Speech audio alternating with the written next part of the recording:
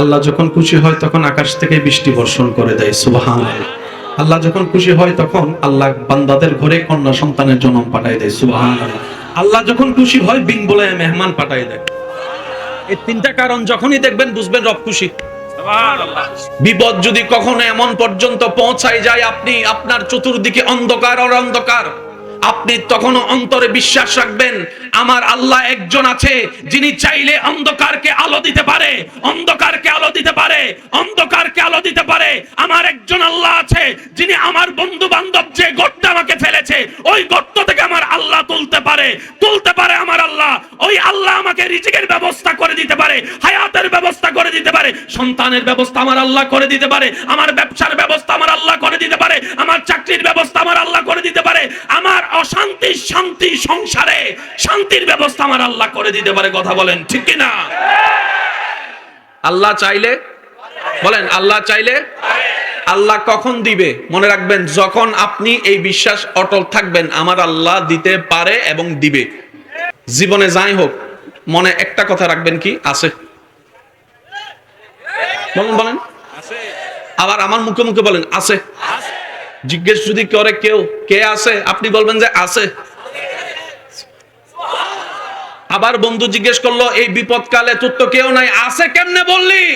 তখন আপনি বলবেন যে আমাকে মায়ের পেটে খেয়াল রেখেছিল তিনি আছে আমার সাথে, যিনি আমাকে রু জগৎ থেকে আমার বাবার পিঠে এনেছিল তিনি আছে আমার সাথে, যিনি আমাকে মায়ের পেটের পানির ভিতরে নিঃশ্বাস নেওয়ার ব্যবস্থা করে দিয়েছিল তিনি আছে, যিনি আমাকে দেখার দুইটা চোখ দিয়েছেন তিনি আছে, যিনি আমার নিঃশ্বাসের প্রত্যেকটা সেকেন্ড হার্টের খবর রাখে তিনি আমার সাথে আছে, তিনি আমার আছে, তিনি আমার আছে। সুবহানাল্লাহ বলতে থাকি না, তিনি আমার আছে।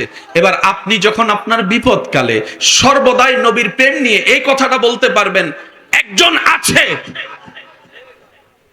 আপনার দায়িত্ব শেষ। ভাই একটু বুঝে বুঝে বলেন না সুবহানাল্লাহ। আপনার আমার দায়িত্ব। এবার দায়িত্ব হচ্ছে যার নাম আপনি বলেছেন ওনার দায়িত্ব। আপনার আমার দায়িত্ব কি? বিপদে আপদে কষ্ট মুসিবতে শুধু এতটুকু বলা আছে, দিবে, দেখে, শুনে, দিবে, আছে আছে আছে। আমি বেওয়ারিশ নই, আমার একজন মালিক আছে। এবার আপনি এক সপ্তাহ, এক মাস, এক বছর, 2 বছর এটার উপর ছিলেন আছে আছে আছে। যেদিন আপনার আছে বলাটা ওনার পছন্দ হয়ে যাবে, বুঝে বুঝে কোন, বুঝে বুঝে কোন, বুঝে বুঝে কোন, যতদিন ওনার পছন্দ না হয় ততদিন আপনাকে বলতে হবে আছে। শুনি নাই কি বলবেন? আবার বলেন, আবার বলেন। 2 বছর শেষ আবার বলেন, 5 বছর শেষ আবার বলেন, 15 বছর শেষ আবার বলেন। এবার আল্লাহ পাক বলবে যে ভাইয়া ভাইয়া ভাইয়া প্লিজ, ভাইয়া please please, I love you, I love you too. 3 4 5 6 7 একবার বলি মারহাবা। 15 বছর শেষ, বলেন না 15 বছর শেষ। এবার আল্লাহ তাআলা বলবে ফেরেশতা এই 15 বছর ধরে আমার বান্দা আশা আছে বলতেছে কি বলে রে? ফেরেশতা বলবে আল্লাহ তাকে তার বাচ্চা চাচা যখন কষ্ট দিয়েছে জায়গা থেকে বের করে দিয়েছে তখন সে তোমার দিকে তাকাই অপেক্ষা ছিল তুমি কখন হুকুম দিবা, কখন আদেশ দিবা, কখন বিচার করবা, কখন রায় দিবা, কখন তার পক্ষে কথা বলবা। সে এই আশায় বসেছিল আমার একজন মালিক আছে, বলে না আমার একজন মালিক আছে। তার বন্ধুরা যখন তাকে ব্যবসার ফাঁদে ফেলে তার টাকাটা মেরে খেয়েছে, তাকে লসের মধ্যে ফেলে দিয়েছে, সে নিরাশ না হয়ে সুইসাইড না করে তোমার অপেক্ষায় বসেছিল। যখন ভিসা দিবে বলে 1 নাম্বার ভিসা বলে বিদেশের 2 নাম্বার ভিসা দিয়ে তার সাথে প্রতারণা করেছে, সে সবকিছু জায়গা বিক্রি করে ওই ভিসার টাকাটা দিয়েছিল আল্লাহ, তখন সে নিরাশ হয় নাই। সে বলে যে আমার একজন আছে, আমার একজন আছে, আমার একজন আছে, আমি বেওয়ারিশ নই, আমার একজন মালিক আছে, আমার একজন সৃষ্টিকর্তা আছে, আমার একজন রিজিক দাতা আছে, আমার একজন খালিক আছে। কাছে রব্বুল আলামিন বলবে আমার বান্দা এত বছর আমার অপেক্ষায় বসেছিল, এত বছর আমার অপেক্ষায় বসেছিল, এত বছর আমার হুকুমের অপেক্ষায় বসেছিল। এবার সূরা তালাকের 2 নম্বর আয়াতের শেষের অংশ আপনার জন্য চলে আসবে। রব্বুল আলামিনের ফরমান, ওয়া মান ইয়াত্তাকিল্লাহ ইয়াজআল লাহু মাখরাজান ওয়া মান ইয়াত্তাকিল্লাহ ইয়াজআল লাহু মাখরাজান। সুবহানাল্লাহ বলতে থাকি, সুবহানাল্লাহ সুবহানাল্লাহ সুবহানাল্লাহ।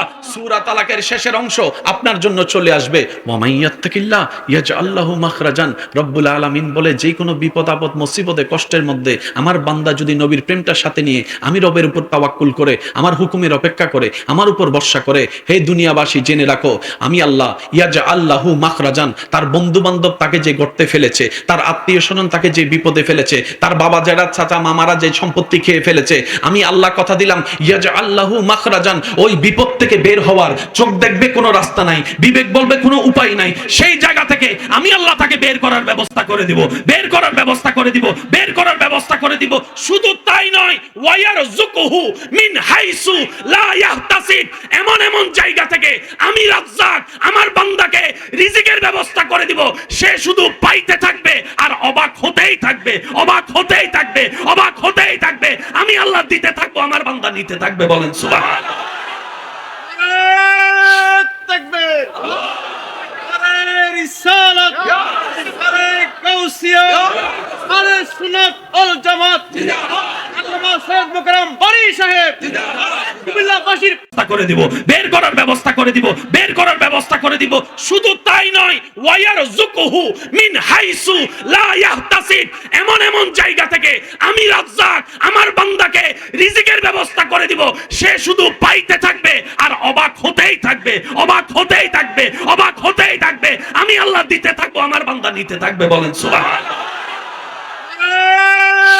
তাকবীর, আরে রিসালাত, আরে গাউসিয়া, আরে সুন্নাত ওয়াল জামাত, আল্লামা সৈয়দ মুকররম বারী সাহেব কুমিল্লাবাসীর পৌরবাসীর পক্ষ থেকে, যুব সমাজের পক্ষ থেকে আমার বাইরে উত্তর দিবেন আছে? আছে, সবার উত্তর শুনে আছে? দেখে দেখে ও শুনে, তার মানে চাচা জায়গা খাইতে দেন চাচারে। জেরারে বলেন মামলা আরো 5টা দিতে। আমি আপনাদের মেহমান মুসাফির হিসেবে বলে যাই, মনে রাখবেন যদি দিলে লাগে নিয়েন। মামারে বললেন মার জায়গা খাইতে, বন্ধুরে বলেন 1 লাখ টাকা মাইরা খাইছে না। অভাবের কারণে, গরিব হওয়ার কারণে যে আত্মীয়রা আপনাকে অবহেলা করেছে, 2টা গালি দিয়েছে, বড় কথা বলেছে, শুনেছে? শুনে তাহলে দিতে দেন। বলে না বলে না বলে না বলে না, জোরে জোরে জোরে। আপনাকে কেউ গালি দিলে আপনার রব শুনে, তো দিতে দেন। আপনার উপর অত্যাচার করলে আপনার রব দেখে, তাহলে করতে দেন। আর রব কখনো গালিদাতার পক্ষে থাকে না, অত্যাচারীর পক্ষে থাকে না, মজলুমের পক্ষে থাকে। আপনার যেটাকে বলেন আপনাকে আরো অত্যাচার করতে, দেখবেন সে জালিম হবে, আপনি মজলুম হবেন, আপনার রব আপনার পক্ষে দাঁড়িয়ে যাবে। যেই দিনেই আপনার রব আপনার পক্ষে দাঁড়িয়ে যাবে, ইজ্জত আপনার জন্য, সম্মান আপনার জন্য, টাকা আপনার জন্য, শান্তি আপনার জন্য, জান্নাত আপনার জন্য হয়ে যাবে। 2 হাত তুলে তাকাই বলো ঠিক কিনা? আল্লাহু আকবার। উচ্চ আওয়াজ একবার বলি মারহাবা। যে 2জন যুবক আমাকে, 3-4 জন যুবক আমাকে ভালোবাসেন, আবদার করে একটা কথা বলতে চাই। অনুমতি আছে? বলেন অনুমতি আছে? ধাক্কা খাইলে বলেন, ধাক্কা খাইলে পাক্কা হয়। ধাক্কা খাইলে পাক্কা হওয়ার প্রথম শর্ত হচ্ছে ধাক্কা খাওয়া। ভাইয়া ভাইয়া কথা বলেন না প্লিজ। মাহফিল আদবের জায়গা, মহাব্বতের জায়গা, ঠিক না? আমরা যদি এটাকে ধরে রাখতে পারি, এখানে নূর আসবে, রহমত আসবে। আর আমি অনুরোধ করব, যে কোনো মাহফিলে যাবেন অজু রাখবেন আর টুপি রাখবেন। এতে হবে কি, আপনার ভিতরে শয়তানটা আপনাকে লাগতে পারবে না। আচ্ছা সত্যি করে বলেন ভাইয়া, মাঝখানে যুদ্ধবাজি কি?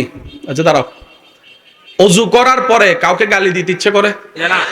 অজু করার পরে মারামারি করতে ইচ্ছা করে? অজু করার সাথে সাথে দেখবেন আপনার ভিতরে একটা পবিত্র ভাব চলে আসে। সেজন্য অজু অবস্থায় থাকার চেষ্টা করবেন। নবীজি বলে, যার মৃত্যু অজু অবস্থায় হবে তার মৃত্যুটা ঈমানের উপর লেখা হয়ে যাবে।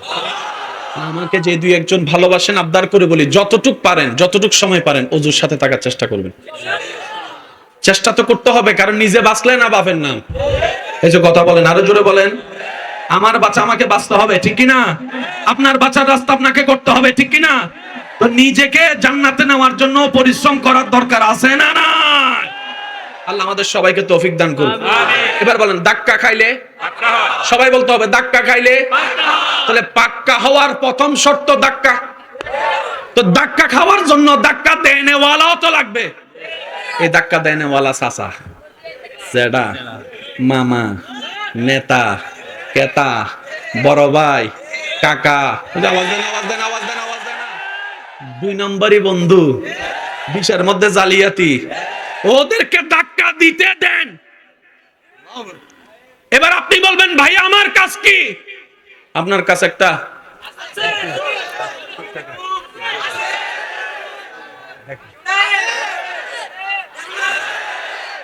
ওনার হুকুম আসা পর্যন্ত আপনার, যেই দিন ওনার কথা বলা শুরু করবে তারপরে কইেন, চাচা আইও, খেলা হবে। জয় কাকে বলে জানেন? খালি ফিল্ডে গোল দিয়ে জয় করে লাভ কি? এটা কি জয়? যখন বিরোধী দল হবে আর্জেন্টিনা ব্রাজিলের মতো খেলোয়াড়, তো একটা গোল দিলে মনে হবে যেন আপনি বিশ্বকাপ জয় লেগেছেন। কেউ বিশ্বকাপ পেয়ে খুশি হয়, কেউ ব্রাজিল আর্জেন্টিনার মতো দলকে হারাইয়া খুশি হয়। তারা যদি কয় বিশ্বকাপ তো তুই ফার্স্ট নাই, কয় ফাল লাগতো না, দুইটা বড় দলের একটা হইলো গোল দিছি বেড়া, এর চেয়ে বড় ভাব আর কি হইতে পারে? কথা বলেন, ঠিক কিনা? ধাক্কা দিলে না আপনি সহ্য করবেন, তো ধাক্কা দেওয়ার আগে যদি আপনি কোন আয় মাঠে চল খেলা হইব, জিতা যাবে? বলেন না জিতা যাবে? আমি সবার মুখে শুনতে চাই, জিতা যাবে? দ্বিতীয় একটা কথা এখানে মনে পড়ছে, নোট করে রাখবেন, বলে যাচ্ছি। আমাদের মা বাবাদের, বর্তমান যারা মা বাবারা আছেন, যদি আমার কথা শুনে থাকেন, আমি আপনাদের ছোট ভাইয়ের একটা আবদার মনে রাখবেন। আমরা কিন্তু বাচ্চাদেরকে এখন একটা পড়ালেখার প্রতিযোগিতায় লাগাই দিছি, রোল নাম্বার 1 হতেই হবে, রোল নাম্বার 1 হতেই হবে। কি ব্যাপার, রোল নাম্বার 1 আছে কি? জিনিসটা কি? রোল নাম্বার 1টা কি?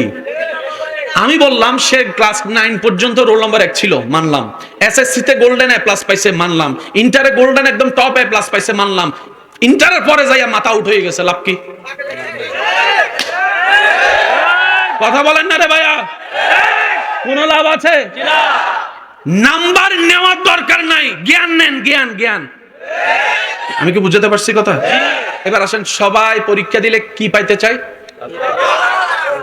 এ প্লাস স্কেল ফেট পড়ে না তো? হ্যাঁ, এই এ প্লাসের লগে যদি এক তোলা স্বর্ণ থাকতো, তাহলে মনের একটু বুঝ দিতে পারলি, বললেন এ প্লাসটা জিনিসটা সুন্দর হইতো। এবার আস্তে করে বলবো, বুঝলে আওয়াজ দিন, না বুঝলে আওয়াজ দেওয়ার দরকার নাই। বর্তমানে অনেক বড় বড় গোল্ডেন এ প্লাস পাওয়ালা ব্যক্তি এমন কোম্পানির বসের আন্ডারে চাকরি করে, যে বসগুলা জীবনে 9 ক্লাসও পাস করে নাই, 10 ক্লাসও পাস করে নাই, এ প্লাসও পায় নাই। গোল্ডেন এ প্লাস যে পেয়েছে, সে ক্লাস 9 এর সেই বসকে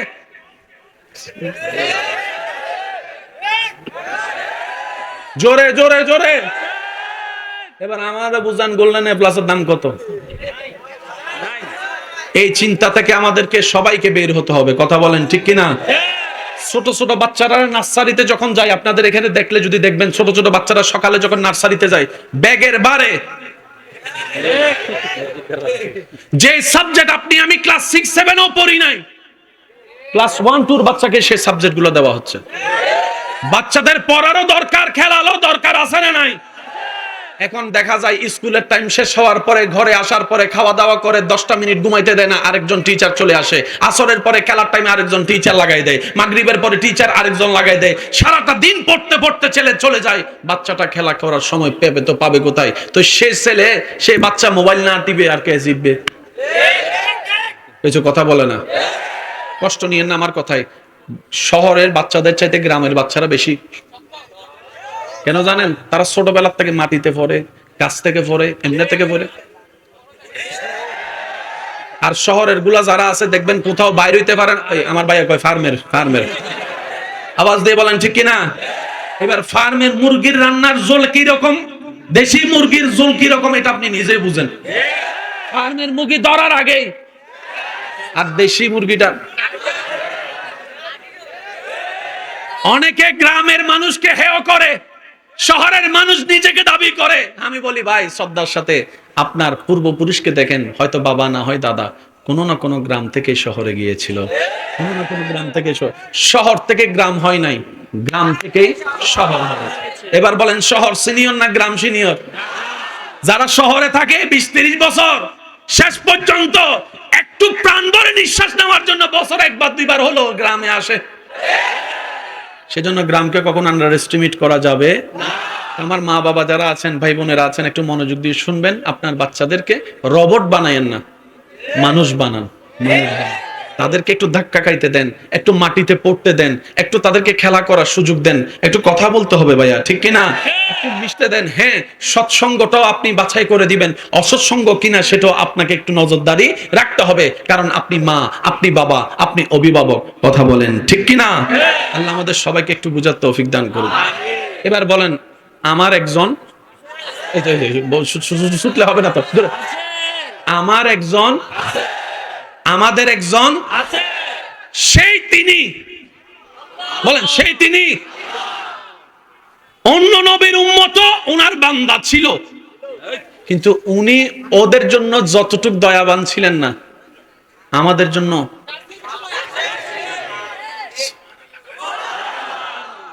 এবার ফেরেশতা জিজ্ঞেস করে আল্লাহ, আচ্ছা আমি ছোট্ট করে কইলে আপনারা বুঝতে পারবেন। ভাইয়া মনোযোগ আছে সবার ইনশাআল্লাহ? সাজা হয় অপরাধের কারণে।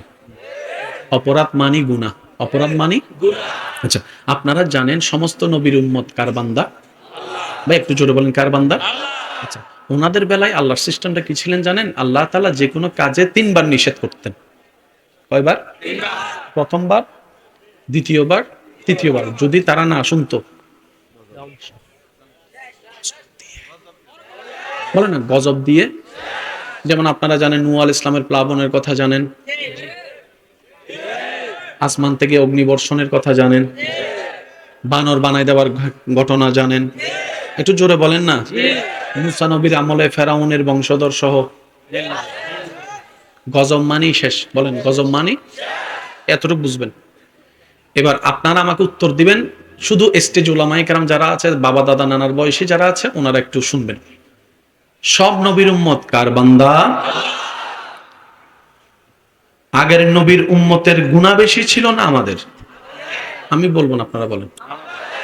শুনেন, মুসা নবীর উম্মতে ফেসবুক ছিল না, মুসা নবীর, ঈসা নবীর উম্মতে ইউটিউব ছিল না, কথা কয় না তো। দাউদ নবীর উম্মতের কাছে হোয়াটসঅ্যাপ ছিল না, আমাদের কাছে। ইউসুফ নবীর উম্মতের কাছে গুগল ক্রোম ছিল না। কিছু কথা বলেন, আরে ভাই আরো জোরে বলেন। আগের যুগের উম্মতের মধ্যে রেস্টুরেন্ট, আমাদের আগের যুগের উম্মতের মধ্যে কলেজ ভার্সিটির কুচিং বুচিং কিচিং মোচিং টিচিং ছিল না আমাদের শব্দে। এবার বলেন তুলনামূলক গুনাহ কারা বেশি করি? সবার মুখে একটু শুনতে চাই, কারা? তারাও ছিল কার বান্দা? আমরাও কার বান্দা? তারা ছিল কার জমিনে? আমরাও আছি কার জমিনে? তারা ছিল কার বিধানে? আমরাও আছি কার বিধানে? তারা আছে কার দুনিয়ায়? আমরা আছি কার দুনিয়ায়? এবার ওই একটু হিসাবটা করি। আগের যুগের নবীর উম্মতের চাইতে আমাদের গুনাহটা বেশি। আমাদের অনলাইনে গুনাহ, আমাদের চোখে গুনাহ, আমাদের হাতে গুনাহ, আমাদের স্কুলে গুনাহ, আমাদের কলেজে গুনাহ, আমাদের ভার্সিটিতে গুনাহ, আমাদের রেস্টুরেন্টে গুনাহ, আমাদের বয়ফ্রেন্ডে গুনাহ, আমাদের গার্লফ্রেন্ডে গুনাহ, আমাদের চ্যাটিং এ গুনাহ, আমাদের ভিডিওতে গুনাহ, আমাদের নজরের গুনাহ, আমাদের মনের মধ্যে গুনাহ। এটা বলেন না রে ভাইয়া। আমাদের মোবাইলে মিথ্যা বলার গুনাহ, মোবাইলে মিথ্যা বলার গুনাহ। আমাদের প্রবাসীর এই যে একটা সেক্টর নিয়ে প্রতারণা করা, 1 নাম্বার ভিসা বলে 2 নাম্বার দেওয়া, সেই দিকে গুনাহ। আমাদের আইল কাটার গুনাহ, জমিন দখলের গুনাহ, ইঞ্চি খাটার গুনাহ, দেওয়াল তুলে দেওয়ার গুনাহ, মা বাবার সাথে বেয়াদবি করার গুনাহ। কথা বলতে থাকেন, ঠিক কিনা?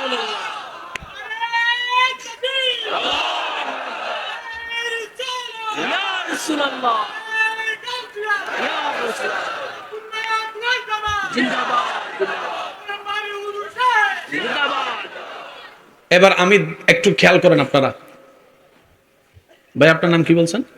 কে আছেন হাত তোলেন? হোসেন, হোসেন তোলেন, আপনি হাত তোলেন। হোসেন, আচ্ছা এবার নাম। ভাই আপনার নাম?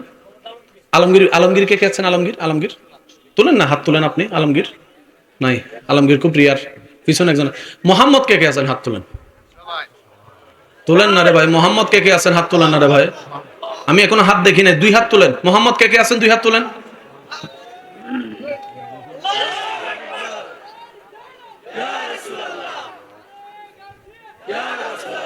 এবার আমি বলছি, আপনারা শুনেন। গুনেহগারম সিয়াকারম ওয়ালেকিন, গুনেহগারম সিয়াকারম ওয়ালেকিন বদস্তম হস্ত দামানে মুহাম্মদ, মুহাম্মদ, মুহাম্মদ সাল্লাল্লাহু আলাইহি ওয়াসাল্লাম। চিৎকার দিয়ে বলেন সুবহান।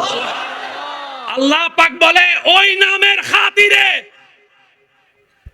বাচ্চা গেছস। আমি শুনি নাই আওয়াজ। যাদের গুনাহ আছে, গুনাহ থাকার পরও বাচ্চা গেছেন, তারা মন খুলে কোন সুবহানাল্লাহ। যারা গুনাহ নাই জান্নাতি হয়ে গেছেন, আপনারা না কইলেও চলবে, আপনারা তো জান্নাতে চলে গেছে। আমার নাম গুনাহগার যারা যারা আছেন, তারা একবার কোন সুবহানাল্লাহ। এবার বলেন, একজনের গুনাহ আরেকজনে জানে, দেখে, বুঝে? আল্লাহ জানে, বুঝে, দেখার পরও চুপ করে রয়েছেন। এই কথা, এখানে একটা কথা মনে রাখবেন। আল্লাহ কাকে দয়া করে? যে অন্যকে দয়া করে। আল্লাহ কাকে খাওয়ায়? যে অন্যকে খাওয়ায়। আল্লাহ তার দোষ গোপন রাখবে কবরে, হাসরে, জান্নাতে, দুনিয়ায়। যে অন্যের দোষ জানার পরও তার ইজ্জত হেফাজত করে, দোষটা গোপন করে রাখবে, দোষটা গোপন করে রাখবে। সুবহানাল্লাহ বলে না? কোরআনে একটা আয়াত আছে, সিবগতাল্লাহ। রব বলে, হে আমার বান্দা, যদি জান্নাতে যেতে চাও, আমি রবের রঙে রঙিন হয়ে যাও, আমি রবের রঙে রঙিন হয়ে যাও। আমি আল্লাহ সবার দোষ জানি, সুতরাং তোমরাও মানুষের দোষ জানলে ফেডে কুডুর মুডুর শয়তানে করাবে। হইয়ালা, হইয়ালা, হইয়ালা, হইয়ালা, হইয়ালা, হইয়ালা। তখন তুমি তোমার ধৈর্য দিয়ে, ঈমানি শক্তি দিয়ে মুখটাকে উস্কুত উস্কুত বন্ধ করে রাখো। তুমি দুনিয়াতে তোমার একজন মুমিন ভাই বোনের ইজ্জত হেফাজত করে আসো। আমি আল্লাহ হাসরে তোমার হাজার দোষ গোপন করে তোমার ইজ্জত বাঁচাই দিব, ইজ্জত বাঁচাই দিব, ইজ্জত বাঁচাই দিব। সুবহানাল্লাহ বলতে থাকি না? ইজ্জত বাঁচাই দিব। ও আমার বান্দারা, যতটুকু আমি তোমাদেরকে রিজিক দিই, যতটুকু পারো তোমার প্রতিবেশীকে দাও, তোমার আত্মীয়কে দাও, তোমার পরিচিত অপরিচিতদেরকে দাও। খবরদার থ্যাংক ইউ পাওয়ার আশা করবে না, দিতে থাকো। আমি তোমাকে দিই, তুমি দিতে থাকো। আমি তোমাকে দিই, তুমি দিতে থাকো। আমি তোমাকে দিই, তুমি দিতে থাকো। কারণ দেওয়াটা আমি রবের সুন্নত। দেওয়াটা, সুবহানাল্লাহ একটু বলেন না রে ভাইয়া, দেওয়াটা আমি রবের সুন্নত। আমি যখন কোন বান্দার ভিতরে দেওয়ার সেই টেন্ডেন্সি দেখি, আমি আল্লাহ তার রিজিকের মধ্যে বরকত দান করে দিই। বলেন সুবহানাল্লাহ। মনে রাখবেন, দিলে কমে, দুনিয়ার নিয়ম। রবের জন্য দিলে আরেকটু জোরে। এবার কেমনে বারে, যদি আপনারা অনুমতি দেন আমি একটু বলার চেষ্টা করবো ইনশাআল্লাহ। আমি আপনাদের সাথে আরো অল্প 5-10 মিনিট আছে, একটু মনোযোগ দিবেন। আল্লাহ আপনার তকদিরের মধ্যে সারা বছরের জন্য, সারা জীবনের জন্য বরাদ্দ করছে 50 বস্তা চুল। কয়টা? আপনি চাইলে একদিনও খাইতে পারেন, এক সপ্তাহ খাইতে পারেন, এক মাসও খাইতে পারেন, এটা আপনার ইচ্ছা। কয় বস্তা বলেন না ভাই, কয় বস্তা? এবার বুঝতে পেরেছেন কেন অপচয় করা আল্লাহ পছন্দ করে না? আপনি যত অপচয় করবেন। এবার আপনার ঘরে চাউল আছে 10 কেজি। ভাই একটু মনোযোগ। চাউল আছে কয় কেজি? মানুষ আছে কয়জন? আপনি চিন্তা করছেন কমপক্ষে এটা আমরা এক সপ্তাহ চালাবো। হঠাৎ 5 জন মেহমান চলে আসছে, আপনার প্ল্যানিং এক সপ্তাহ কয় কেজি? বলেন না ভাই, কয় কেজি? 5 জন যে চলে আসছে, এখন তারা খাইলে তো 10 কেজি থেকে কমবে, তার মানে এখানে সপ্তাহ কমে যাবে। আপনি কি করলেন? যা হওয়ার হোক, আল্লাহ মেহমান পাঠাইছে। কারণ আল্লাহ খুশি হলে 3 কাজ করে। আল্লাহ খুশি হলে কয় কাজ করে? আল্লাহ যখন খুশি হয় তখন আকাশ থেকে বৃষ্টি বর্ষণ করে দেয়। সুবহানাল্লাহ। আল্লাহ যখন খুশি হয় তখন আল্লাহ বান্দাদের ঘরে কন্যা সন্তানের জন্ম পাঠায় দেয়। সুবহানাল্লাহ। আল্লাহ যখন খুশি হয় বিন বলে মেহমান পাঠায় দেয়। এই 3টা কারণ যখনই দেখবেন বুঝবেন রব খুশি। সুবহানাল্লাহ। সুবহানাল্লাহ। ঘরে যাইয়া বললেন সুবহানাল্লাহ। না, ঘরে যাইয়া কোন সুবহানাল্লাহ। এবার যার যত শক্তি আছে ফুল ভলিউমে বলেন সুবহানাল্লাহ। কয় কেজি চাউল, মানুষ কয়জন, সময় কয়দিন। এবার সে 5 জন মানুষ আসার পর আপনি যখন তাদেরকে খাওয়ালেন 10 কেজি থেকে যখন কমছে, আপনি শেষ পর্যন্ত আল্লাহকে বললেন, আল্লাহ মেহমান তো তোমার নিয়ামত, আমি তো সেমন সেবা করতে পারি নাই, তুমি যা দিয়েছো তার থেকে আমি আল্লাহ চেষ্টা করেছি মেহমানদারি করার জন্য। রব বলে যে মেহমানদারি করা তো আমার সুন্নত, খাওয়ানো তো আমি আল্লাহর সুন্নত। বান্দা তুই খাওয়াইছস, আল্লাহ আমি খাওয়াইছি, কিন্তু তুমি যা দিয়েছো তা থেকে খাওয়াইছি। রব বলে যে যা, এ ফেরেশতা তার 1 সপ্তাহের রিজিক কত, কয় 10 কেজি। আল্লাহ কয় তার সারা জীবনের 50 কেজির লগে আরো 20 বস্তা চাউল যোগ করে দেয়, 20 বস্তা চাউল যোগ করে দেয়, 20 বস্তা জল যোগ করে দেয়। এবার কোরআন ডাক দিয়ে বলে, মান জাআ বিল হাসানাতে ফালাহু আশরু আমসালিহা। আমি রবের সন্তুষ্টিতে যে এক দিবে, বিনিময়ে আমি আল্লাহ সর্বনিম্ন তাকে 10 গুণ দান করব। আর একটু জোরে বলতে হবে সুবহানাল্লাহ। সেজন্য মনে রাখবেন, দিলে কমে না, তবে শর্ত হচ্ছে একটা, দিয়ে কোটা দিতে পারতেন না। তোরে যে খাওয়াইছিলাম,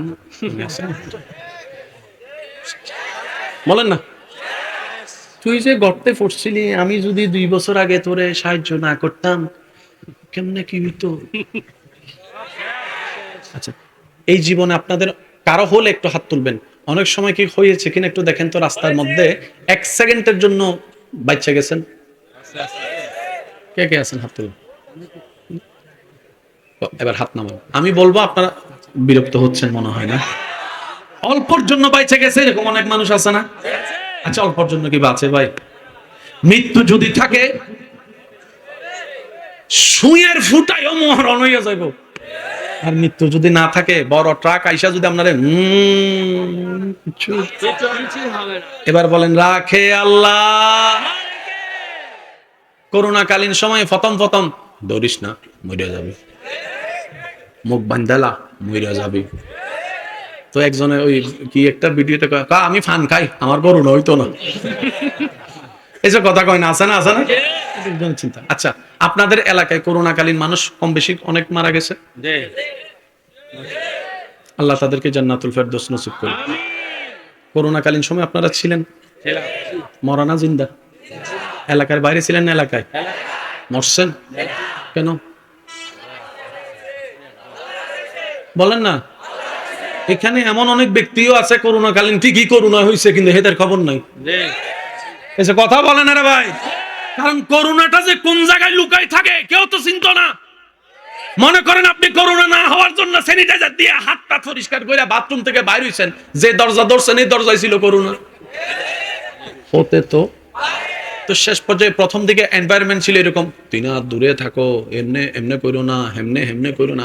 যখন বারবার লকডাউন মানুষ যখন বিরক্ত হয়েছে, শেষ পর্যন্ত কি হয়েছে, আল্লাহ বাঁচাইলে বাঁচবো, আল্লাহ মরাইলে মরবো, আর কত করে বসে থাকবো, আর কত করে বসে থাকবো।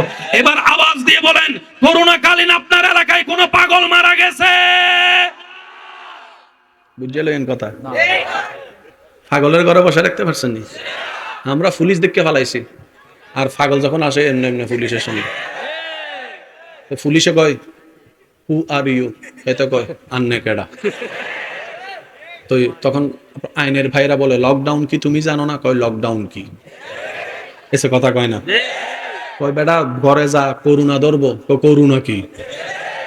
পিছন থেকে সারে কয় এটারা জ্বালাইস না। পুরা এলাকায় দৌড়াইছে পাগল।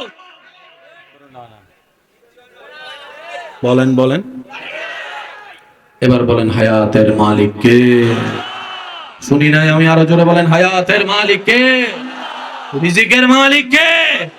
করোনাকালীন সময়ে চাকরি বন্ধ,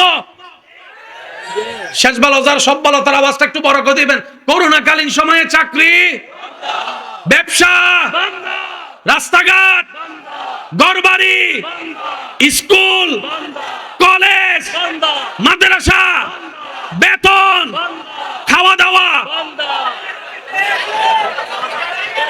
শুনি নাই খাওয়া দাওয়া এক বেলা। এবার আমাকে একটু অঙ্কটা মিলাই দেন। বাজার করতে টাকা আসতে চাকরি ব্যবসা লাগে, তো দোকানও বন্ধ, চাকরিও বন্ধ, সবই বন্ধ। আপনি বাজারটা করলেন তো করলেন কিভাবে, টাকাটা পেলেন তো পেলেন কিভাবে, খেয়েছেন কয় বেলা? তখন আমার ভাইয়েরা বলে আসলে তখন ভাবি নাই, এখন কল্পনা করলো কেমন জানি মনেও পড়ে না। করোনাকালীন সময় তো ঘরেই ছিলাম, বের হতে পারি নাই, সপ্তাহের পর সপ্তাহ এমনও গিয়েছে, কিন্তু খেলাম তো খেলাম কিভাবে? কই কোনোদিন তো উপবাসে পেটের ক্ষুধা অন্তরে রেখে বুকের মধ্যে রেখে ঘুমাইতে হয়েছে, এমন তো রেকর্ড মনে পড়ে না, এমন তো রকেট মনে পড়ে না, এমন রেকর্ড মনে পড়ে না। এবার কোরআন ডাক দিয়ে বলে, ওরে বান্দারা, আল্লাহ তো করুণা দিয়েছে এটাই বুঝার জন্য, দুই নাম্বারই করার দরকার নাই, তাওয়াক্কুলটা রবের উপর রাখ। যেই রব তিমির মতো মাছকে খাওয়াইতে পারে, তোর মতো 3.5 হাতের এই অর্ধেক পেটকেও 3 বেলা খাওয়াইতে পারবে। সুবহান।